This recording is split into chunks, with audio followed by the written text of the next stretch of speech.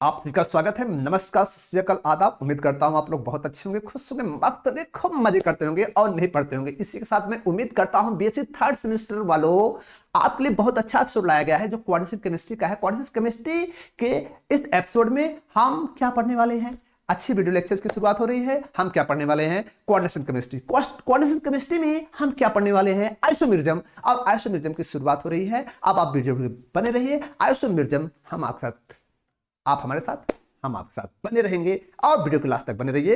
Video अच्छा लग रहा है तो लाइक करें, चैनल सब्सक्राइब करें, ज्यादा से ज्यादा लोग शेयर करें। मस्त रहिए, खुश रहिए, मजा करते रहिए। हमारा टॉपिक है ऑप्टिकल आइसोमर। ऑप्टिकल आइसोमर पर हम डिस्कशन करेंगे। ऑप्टिकल आइसोमर, ये ऑप्टिकल आइसोमर क्या होता है? ऑप्टिकल आइसोमर को जानने से पहले किसी कंपाउंड में ऑप्टिकल आइसोमर कब एग्जिस्ट होता है या कोई कंपाउंड ऑप्टिकल एक्टिव कंपाउंड किसे बोला जाता है? एक्चुअली ऑप्टिकल एक्टिव कंपाउंड होने के लिए एक सिचुएशंस होती है। सिचुएशंस फर्स्ट होती है उस कंपाउंड में प्लेन ऑफ सिमेट्री एब्सेंट होनी चाहिए। प्लेन ऑफ सिमेट्री क्या होनी चाहिए? एब्सेंट। तो प्लेन ऑफ सिमेट्री एब्सेंट होनी चाहिए, पहला प्रश्न। पॉइंट नंबर सेकेंड होना चाहिए जो कंपाउंड हो उसका जो मिरर इमेज हो वो नॉन सुपर इम्पोज होना चाहिए। क्या होना चाहिए? Mirror image, mirror image non super impose, non super impose, super impose, mirror image non super impose होना चाहिए। अब सिचुएशन ये बनता है कि प्लेन ऑफ सिमेट्री या नॉन सुपर इम्पोज का प्रश्न क्या होता है। तो एक्चुअली मान लेते हैं कि हम आपको यहाँ पे बताते हैं कि प्लेन ऑफ सिमेट्री का मतलब क्या होता है। जैसे मान लीजिए कोई कंपाउंड है, ऐसा है, क्या इस कंपाउंड को हम इक्वल दो हाफ सेक्शन में नहीं कट कर सकते? कर सकते हैं। इक्वल हाफ सेक्शन में कट भी हो गया। अब दूसरा प्रश्न ये होता है कि मिरर इमेज उसका क्या होना चाहिए? सुपर इम्पोज अगर हो तो ऑप्टिकली इनेक्टिव होगा। जैसे मान लीजिए कि अगर मैं कह रहा हूं कि ये जीरो है और इस जीरो का मिरर इमेज बनाएंगे, जीरो होगा? होगा कि नहीं? मिरर इमेज के बाद आप खुद समझ सकते हैं। लेकिन अगर मैं कह रहा हूं कोई पी है, उसका मिरर इमेज अगर हम लोग देखेंगे जस्ट अपोजिट दिखेगा, कैसा दिखेगा? क्यू दिखेगा। अब इस पी को क्यू पर अगर हम लोग इम्पोज करें तो क्या वो एक दूसरे को ढक पाएगा? तो सुपर इम्पोज और नॉन सुपर इम्पोज का मतलब समझ। जैसे ये हमारा हैंड्स है, ये ऐसा है, तो बताओ इसका इमेज तो यही बनेगा, एक दूसरे का अपोजिट। अब बताओ इस हैंड को मैं इस हैंड पर रखूं तो क्या ये इमेज को कवर कर पा रहा है? नहीं कर पा रहा है। इसका तो ये नॉन सुपर इम्पोज है। लेकिन अगर यही ऐसे होता तो सुपर इम्पोज होता। तो ऐसी सिचुएशन होनी चाहिए कि जब हम ऐसे देख रहे हैं तो हमें दो दो अंगूठे दिख रहे हैं, दो अंगूठे दिख रहे मतलब दो स्ट्रक्चर सॉरी, दो स्ट्रक्चर। तो इसका मतलब जब स्ट्रक्चर एक से ज्यादा होगा तभी तो आइसोमर क्रिएट होगा। तो ये सिचुएशन हमें जाननी होगी कि कंपाउंड में क्या नहीं होना चाहिए? प्लेन ऑफ सिमेट्री एब्सेंट होनी चाहिए और कंपाउंड का जो मिरर इमेज होना चाहिए नॉन सुपर इम्पोज होना चाहिए। जैसे लेफ्ट एंड राइट हैंड एक दूसरे को क्या शो कर रहे हैं? नॉन सुपर इम्पोज को शो कर रहे हैं। चलिए हम स्टार्ट करते हैं।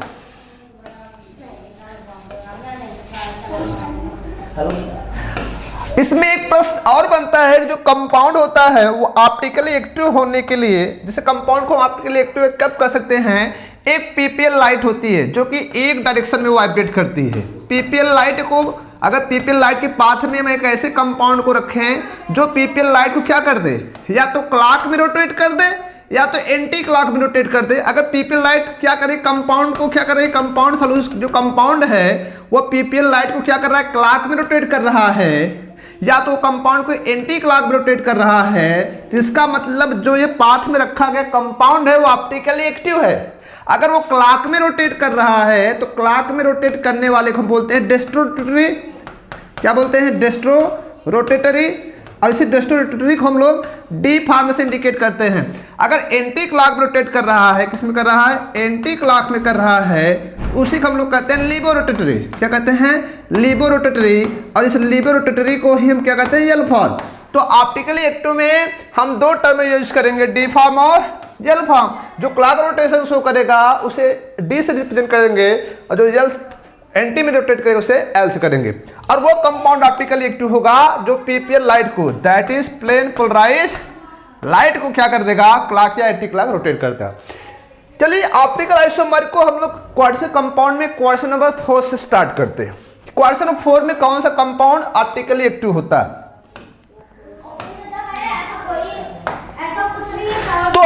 पास क्वाड्रेचर 4 में दो कॉम्प्लेक्स बनते हैं जिसमें पहला नाम है स्क्वायर प्लेनर।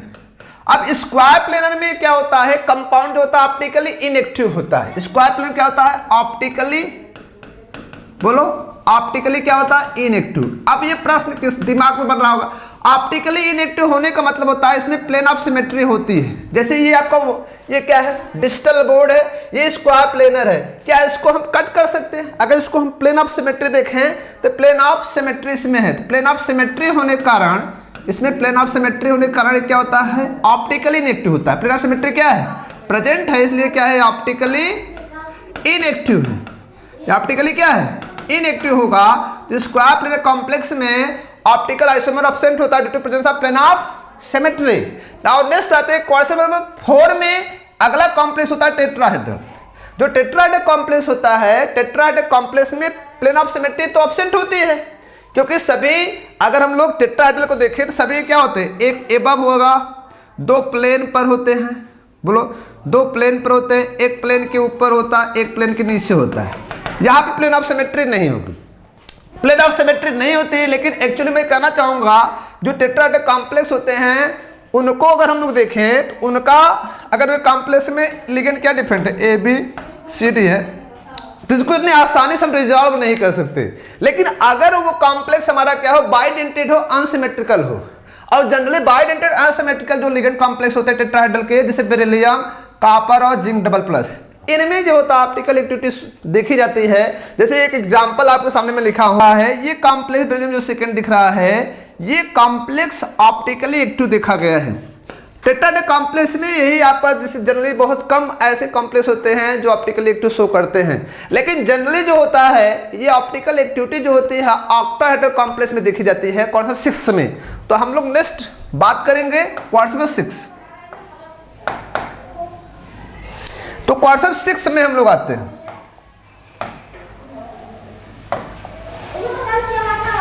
तो क्वाड्रेचर 6 में हम लोग देखते हैं कि क्वाड्रेचर 6 में किस में पाया जाता है, क्वाड्रेचर 6।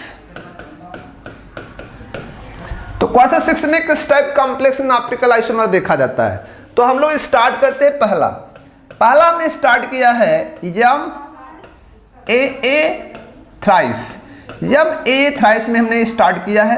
तो यम ए थ्राइस, यहाँ पे कुछ भी हो सकता है, यानी प्लस माइनस कुछ भी हो सकता है, ठीक है। तो यम ए थ्राइस को हम लोग देख रहे हैं, यहाँ पर कुछ भी हो सकता है, जीरो भी हो सकता है, ठीक है। तो यहाँ पर देखेंगे तो यहाँ पर होता क्या है, ए मतलब बाइडेंटेड और सिमेट्रिकल लिगेंड है। ए बाइडेंटेड सिमेट्रिकल लिगेंड है, मतलब मैं इसको ए को मैं लिखने जा रहा हूँ इज इक्वल टू, अगर देखो तो एन एथिलीन डायमीन। तो अब बताओ इस कॉम्प्लेक्स को अगर हम लोग लिखना चाहे तो इसको लिख सकते हैं, ये यम होगा, और इस कॉम्प्लेक्स को अगर हम लोग देखें, मैं एन को लिख रहा हूँ। अब एन जो बाइडेंटेड लिगेंड हमारा होता है, अगर इसको देखा जाए तो बाइडेंटेड लिगेंड को हम दिखा सकते हैं, इसका हम सिज बना रहे हैं। क्या बना रहे हैं, सिज बना रहे हैं, इसको हम सिज में लिख रहे हैं। क्या ये सिज कॉम्प्लेक्स है, यस ये सिज में है। अब बताओ इसका मिरर इमेज बनाओ, इस कॉम्प्लेक्स का अगर हम लोग मिरर इमेज बनाएं तो क्या होगा, मिरर इमेज जो राइट होगा लेफ्ट हो जाएगा, लेफ्ट वाला राइट हो जाएगा। तो ये हम ये देखेंगे, ये यम जो हमारा दिख रहा है, ये लेफ्ट वाला राइट, राइट वाला लेफ्ट हो जाएगा। ये देखो में ऐसा दिखेगा, ये आपको ऐसा दिखेगा। तो ये ध्यान दें, इस कॉम्प्लेक्स में देखा जाए प्लेन ऑफ सिमेट्री एब्सेंट है। बोलो प्लेन ऑफ सिमेट्री क्या है, एब्सेंट है। अगर हम इसको डी नाम देंगे तो क्या होगा, हमारा यल होगा। प्लेन ऑफ सिमेट्री क्यों एब्सेंट है, एक्चुअली क्या होता है कि जब हम इसको कट करेंगे, तो ये ध्यान दें प्लेन ऑफ सिमेट्री इसमें एब्सेंट होगी, क्योंकि याद देखिए स्क्वायर है तो प्लेन के ऊपर था, प्लेन नीचे, क्योंकि ये दूसरे से जुड़ा हुआ है, इतना आसानी से नहीं इसको काटेंगे तो एक अलग नहीं हो पाएगा। इसलिए यहाँ पे डीएल होता है, इस कॉम्प्लेक्स में देखा जाता है, ये डीएल को शो करता है। हमारा दूसरा एग्जाम्पल है, हम दूसरे एग्जाम्पल तरफ चले, हमें क्या मिलेगा, यम ए ट्वाइस और मैं लिख रहा हूँ B2, हम इसको लिख रहे हैं। मतलब दो हमारे पास बाइडेंटेड है और दो हमारे पास क्या है, मोनोडेंटेड है। अगर हम इसको देखें, इस सिचुएशन में अगर हम लोग देखें तो हमें देखो दो मिलेगा। पहली सिचुएशन ये मिलेगी, अगर इस कॉम्प्लेक्स को हम लोग बनाए तो इसका सिज और ट्रांस बनाना पड़ेगा। तो सिज और ट्रांस के लिए अगर हम लोग बात करें, अगर सिज और ट्रांस के लिए हम लोग इसको बात करें तो क्या होगा, तो पहला हमारा कॉम्प्लेक्स को हम सिज में बना रहे हैं। अगर सिज में हम लोग बनाएं तो सिज का हमें डीएल मिल सकता है, ये एन है, ये भी क्या है, En है। और यहाँ पर मैंने क्या रखा है, अगर मान लो इसके एग्जाम्पल में हमने लिख दिया है, ये एग्जाम्पल कोबाल्ट है En ट्वाइस और Cl2 है, और इस पर क्या है 1 प्लस है, मान लो यहाँ पर N प्लस माइनस में लिखा है।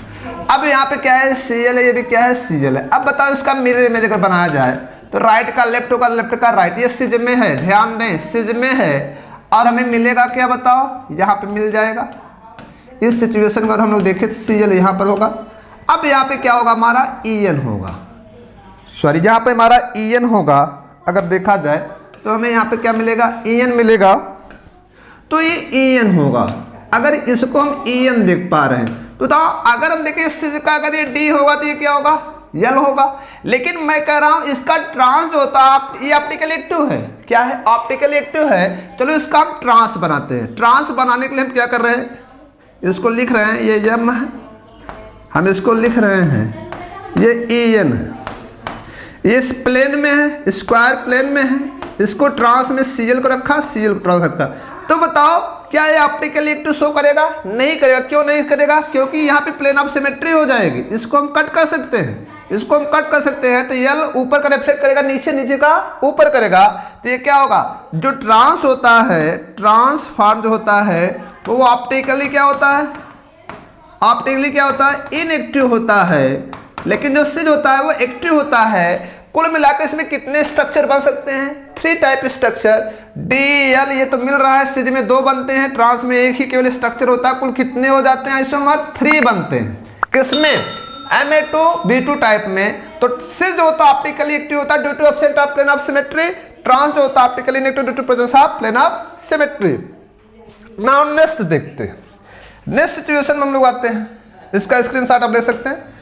Next situation third example, third example तरफ अगर हम आएंगे, example number third. Example number third में अगर हम लोग देखें तो हमें मिल रहा है क्या, ये M है, ये क्या है A है, फिर मैंने इसको लिखा B2 C2 मैंने लिखा।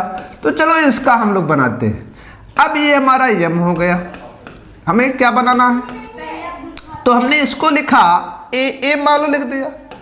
तो A का मतलब आप खुद समझ सकते हैं, बाइडेंटेड है, क्या है बाइडेंटेड है, इसको हमने बाइडेंटेड लिखा। ये हमारा क्या है B है, ये क्या है CC है। तो इस समय बताओ ये किस में है, ये सिज में है, किस में है, सिज में। देखे सिज में है, और सिज में है तो बताओ इसका मेरे इमेज कुछ ना कुछ बनेगा। इसका अगर हम देखें तो रिफ्लेक्शन से क्या होगा, ये इस समय आ जाएगा A बाइडेंटेड जो आपको दिख रहा है, और इधर क्या हो जाएगा आप खुद देख सकते हैं, यहाँ पर आपका जो B और B हो रहेगा, C और C रहेगा। तो इस समय बताओ क्या है, अगर ये D होगा तो ये क्या होगा, L होगा। लेकिन अगर इस स्ट्रक्चर का हम लोग ट्रांस देखें तो ट्रांस देखो क्या होगा। अगर इसका हम ट्रांस बनाना चाहें तो मैंने क्या किया, C को यहाँ रखा, B और B है, ये क्या है A और A है। तो इस समय कहाँ पर है, ट्रांस में है।